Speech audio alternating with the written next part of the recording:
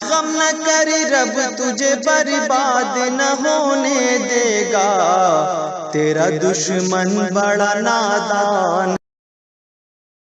محبت کرنے والے ایسے ایسے ملے، نبی کے پیچھے جان دینے والے ایسے ایسے ملے کہ اللہ کے نبی کا انتقال ہو گیا، اللہ کے نبی کا انتقال، یہاں حضرت بلال رضی اللہ تعالیٰ عنہ دیوانے ہو گئے، مجنوں ہو گئے۔ کیا کہتے ہیں؟ محبت کا عالم دیکھو، آئے اللہ کے نبی، آئے دامن پکڑتے ہیں، قمیض کھینچتے ہیں، آئے اللہ کے نبی کیا آپ کو معلوم نہ تھا کہ بلال آپ کی جدائی برداشت نہ کر سکے گا؟ پھر مجھے چھوڑ کے آپ کیوں چلے گئے؟ اے آقا مجھے چھوڑ کے آپ کیوں چلے گئے؟ لوگوں نے حضرت بلال کو پکڑا نبی کے انتقال کے بعد، یہ کیسی حرکتیں، رکو رکو، الگ کرو الگ کرو۔ سارے صحابہ پر پہاڑ ٹوٹ گیا، حضرت عائشہ صدیقہ رضی اللہ تعالیٰ عنہ بھی مایوس ہیں، اور حضرت فاطمہ رضی اللہ تعالیٰ عنہ تو یہاں تک کیا بیٹھی، اے لوگوں تمہیں نہیں معلوم کہ میرے باپ کے انتقال کے بعد مجھ پر کتنی بڑی مصیبتیں ٹوٹی ہیں؟ جو مصیبت میرے باپ کے انتقال کے بعد غم کے پہاڑ مجھ پر ٹوٹے، اگر یہ پہاڑوں کے اوپر ٹوٹے ہوتے تو پہاڑ بھی ریزہ ریزہ ہو جاتا، اگر یہ مصیبتیں کسی دن کے اوپر گری ہوتی تو دن بھی رات میں بدل جاتے۔ حضرت فاطمہ کا یہ حال تھا۔ حضرت فاطمہ اپنے ابو کو انتقال سے چند منٹ پہلے دیکھ کر کہتی ہیں اکربا یا ابا، ہائے میرے ابو کی تکلیف، ہائے میرے ابو کی پریشانی، اور ابو کہہ رہے ہیں ہائے میری بیٹی، آج کے بعد تیرے باپ کو کبھی اتنی تکلیف نہ ہوگی، آج کے بعد کبھی تیرے باپ کو اتنا غم نہ ہوگا۔ حضرت بلال کے سامنے نبی کو دفن کیا جا رہا ہے، نبی کو کفنایا جا رہا ہے، مٹی دی جا رہی ہے۔ حضرت بلال قبر کے پاس کھڑے ہو کر کہتے ہیں او میرے آقا، کیا آپ کو معلوم نہ تھا کہ میں آپ کی جدائی برداشت نہ کر سکوں گا؟ لوگوں نے کہا بلال کو مدینہ سے دور کر دو ورنہ پاگل ہو جائے گا، نبی کی یاد میں مجنوں ہو جائے گا۔ ملک شام کی طرف بھیج دیا، 6 مہینے ملک شام میں رہے، جب بھی اذان ہوا کرتی تھی ملک شام کی مسجد میں اشہد ان محمد الرسول اللہ، حضرت بلال ہر اذان کے وقت نبی کی یاد میں رونا شروع کر دیتے تھے۔ 6 مہینے گزر گئے، 6 مہینے کے بعد حضرت بلال شام میں خواب دیکھتے ہیں، اللہ کے نبی خواب میں ان سے کہہ رہے ہیں اے بلال تو مدینہ چھوڑ کے کیوں چلا گیا؟ اے بلال تو مدینہ چھوڑ کے کیوں چلا گیا؟ اے بلال میری قربت چھوڑ کے کیوں چلا گیا؟ مجھ سے محبت ہے تو مدینہ آ جا، مجھ سے محبت ہے تو میرے قریب آ جا۔ صبح ہوئی، حضرت بلال اٹھے، گھوڑا دوڑایا، چلنے لگے، اور پل کے شام کی گلیوں میں کہتے جا رہے ہیں آج تو مجھے میرے آقا نے بلایا، آج تو مجھے میرے نبی نے بلایا، کوئی نہیں روک سکتا مجھے، چھوڑ دو اے لوگو آج اس اونٹنی کی لگام کو، اس گھوڑے کی لگام کو۔ بہرحال 3 4 5 6 دن میں سعودیہ کی سرزمین پر مدینہ کی دھرتی پر آ جاتے ہیں۔ پوچھتے ہیں اے لوگوں نبی کی بیٹی کا حال بتاؤ، حضرت فاطمہ کی خیریت بتاؤ، مجھے نبی کی بیٹی سے ملاؤ۔ لوگوں نے کہا تار کا زمانہ نہیں، ٹیلی فون کا دور نہیں، اے بلال تو ملک شام میں تھے، ابھی چند دن پہلے نبی کی بیٹی حضرت فاطمہ بھی اس دنیا سے کوچ کر گئیں۔ اے اللہ یہ تو نے کون سا امتحان مجھ سے لیا؟ ایک طرف نبی کو لیا، دوسری طرف نبی کی بیٹی کو چھینا، اور یہاں فاطمہ کی لختی جگر، علی کے نور نظر، نبی کے وہ نواسے، ہائے جن کو دیکھ کرے ایک بار میرے نبی نے کبھی منبر رسول سے اترنا گوارا نہ کیا، لیکن حضرت حسن کو مسجد میں آتے دیکھا، ٹھوکر لگتی دیکھی، حسن کو گرتے ہوئے دیکھا، اللہ کے نبی خطبہ دینا بند کر دیتے ہیں، منبر سے اترتے ہیں، اپنے نواسے کے لیے دوڑتے ہیں، اٹھاتے ہیں، اپنے کاندھے پہ بٹھاتے ہیں، اور منبر پہ آ کے رکھ لیتے ہیں، اور پھر خطبہ دیتے ہیں، اور اسی خطبے میں فرمایا اے لوگو تم نہیں جانتے ہو یہ حسن کون سا میرا نواسا ہے، یہ 2 مسلمانوں کے گروہ میں مصالحت پیدا کرائے گا۔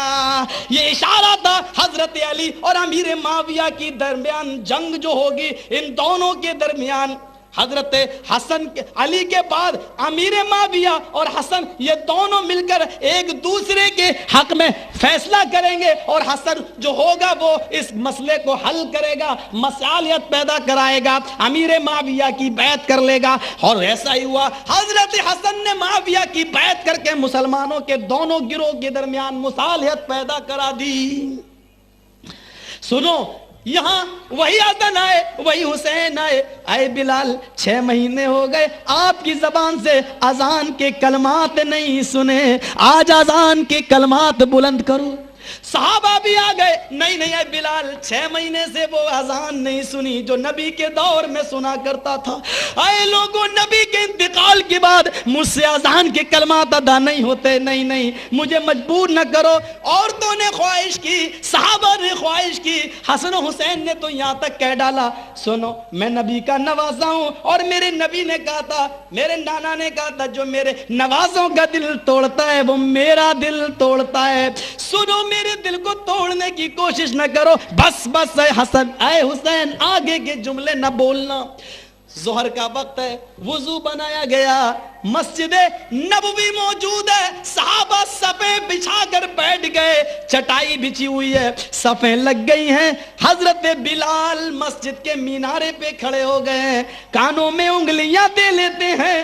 صحابہ کو نبی کا دور یاد آ رہا ہے، 6 مہینے پرانی نبی کی محبت یاد آ رہی ہے۔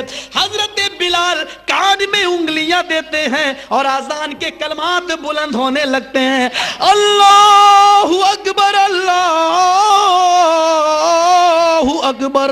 نہ جانے ان جملوں میں کون سی کشش تھی کہ چڑیاں اڑتے اڑتے پیڑوں پہ بیٹھنے لگی کہ آج میں بھی بلال کی آواز سنوں، آج بلال کی اذان سنوں۔ حضرت بلال نے جو اذان کے کلمات بلند کیے، اللہ کی قسم صحابہ کی آنکھوں میں آنسو آ گئے۔ کاش آج حبیب کائنات ہوتا، کاش آج فاطمہ کا باپ ہوتا، کاش آج بلال کا محبوب ہوتا، کاش آج حسن و حسین کا نانا ہوتا تو آج بلال کی اذان وہ بھی سنتا۔ اور حضرت بلال یہ کلمات پہ کلمات پڑھے جا رہے ہیں، جملہ اس اذان کے کلمات اس جملے پہ پہنچتے ہیں، اشہد ان لا الہ الا اللہ۔ لگتا ہے جیسے نغمہ قیامت کسی نے برپا کر دیا ہو۔ پرندے مسجد نبوی کے کنگوروں پر، اس پیڑوں پر بیٹھ گئے، اذان سننے لگے، عورتیں بھی بے قابو ہو گئیں اور گھروں کی چھتوں پر چڑھ گئیں، آج بلال کی اذان سنیں۔ اور تخلیق ملائکہ، تخلیق آدم کے وقت اعتراض کرنے والے فرشتے بھی زاروں کی دار رو رہے ہیں اور آسمان سے قطار در قطار اتر رہے ہیں، آج بلال کی اذان میں بھی سنو۔ ارے سنو، حضرت امام احمد ابن حنبل نے مسند کے اندر لائے ہیں کہ اتنی چیزیں نہیں، یہاں تو صحابہ پر نغمہ قیامت برپا ہے، چڑیاں پیڑوں پر بیٹھی ہوئی ہیں، اتنا ہی نہیں بلکہ بلال کی اذان سننے کے لیے سمندر کے پانی نے بھی موجیں مارنا، لہریں مارنا چھوڑ دیا، سکوت طاری ہو گیا، گویا کہ سمندر بھی بلال کی اذان سننے کے لیے تیار۔ ساری چیزیں بلال کی اذان سن رہی ہیں اور حضرت بلال ان جملوں پر پہنچ جاتے ہیں، اشہد ان محمد الرسول اللہ۔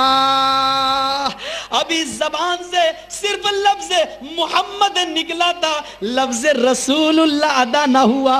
حضرت بلال کی نظر اس جگہ پہ پہنچ گئی جہاں اذان دیتے وقت بلال نبی کو کھڑا کر لیا کرتے تھے، محمد کا لفظ آتے ہی نبی کا چہرہ دیکھ لیا کرتے تھے۔ آج بلال کی نظر آج اس جگہ پہ پہنچ گئی، وہاں نبی کو غائب دیکھا، وہاں نبی کو غائب پایا، وہاں نبی کی موجودگی کو نہ دیکھا، محمد کے بعد لفظ رسول اللہ کا جملہ ادا نہ ہو سکا، ہچکیاں بن گئی، رونے لگے اور ایسے روئے کہ محمد کے بعد لفظ رسول اللہ نکالتے نکالتے وہ زمین کی اوپر گش کھا کر گر گئے۔